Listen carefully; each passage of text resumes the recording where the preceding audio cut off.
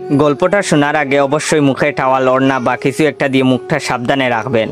মায়ের হাতে খেলানি খেলে আমি দায়ী না। বল্টু হ উচ্চারণ করতে পারে না, হকে গো বলে ফেলে।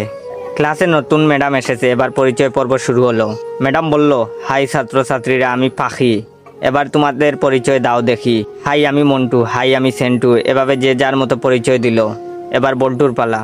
বল্টু বলল, গাই আমি বল্টু। ম্যাডাম বললেন, কি বললে হারামি?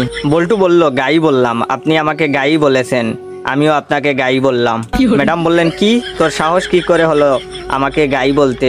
কে তোকে এসব বলতে বলেছে, বল আমাকে। বল্টু বলল, প্রধান শিক্ষক, তিনি বলেছেন ম্যাডাম এসে সবাইকে গাই বলবে, তোমরাও ম্যাডামকে গাই বলবে। বল্টুর কথা শুনে ম্যাডাম কাঁদা শুরু করলো। এমন সময় পাশের ঘর থেকে হেড স্যার আসলো। হেড স্যার আবার ক বলতে পারে না, ক কে প বলে ফেলে। হেড স্যার এসে বললেন, কি ব্যাপার ম্যাডাম, এভাবে পাচ্ছেন যে? প্রথম দিনেই ম্যাডাম রে এভাবে পাদানো হলো কেন? হেড স্যারের কথা শুনে ম্যাডাম আরো জুড়ে জুড়ে কাঁদা শুরু করলো। হেড স্যার বললেন, প্লিজ ম্যাডাম, আপনি এত জুড়ে জুড়ে পাদবেন না, আজ আপনার প্রথম দিন, আপনি এত জুড়ে জুড়ে পাদলে মানুষ কি ভাববে? প্লিজ আস্তে আস্তে পাদুন, তাহলে আমরা ছাড়া আপনার পাদার শব্দ অন্যরা শুনতে পাবে না। হেড স্যারের কথা শুনে ম্যাডাম তো কাঁদতে কাঁদতে বেঞ্চের উপর শুয়ে পড়লো। এমন সময় টিওনো হাজির। টিওনো আবার শ বলতে পারে না, শকে ম বলে ফেলে। টিওনো, কি ব্যাপার ম্যাডাম, আপনি এখানে মুতলেন কেন? বেঞ্চের উপর মুতলে কি ভালো লাগবে?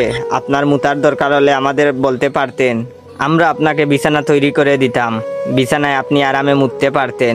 এমন সময় শিক্ষামন্ত্রী হাজির।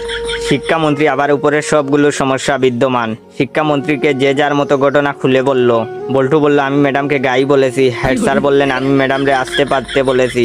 টিওনো বলল, ওদের কথার জন্য ম্যাডাম বেঞ্চের উপরে মুততেছিল, তাই আমি ম্যাডামকে বিছানায় মুততে বলেছি। তখন শিক্ষা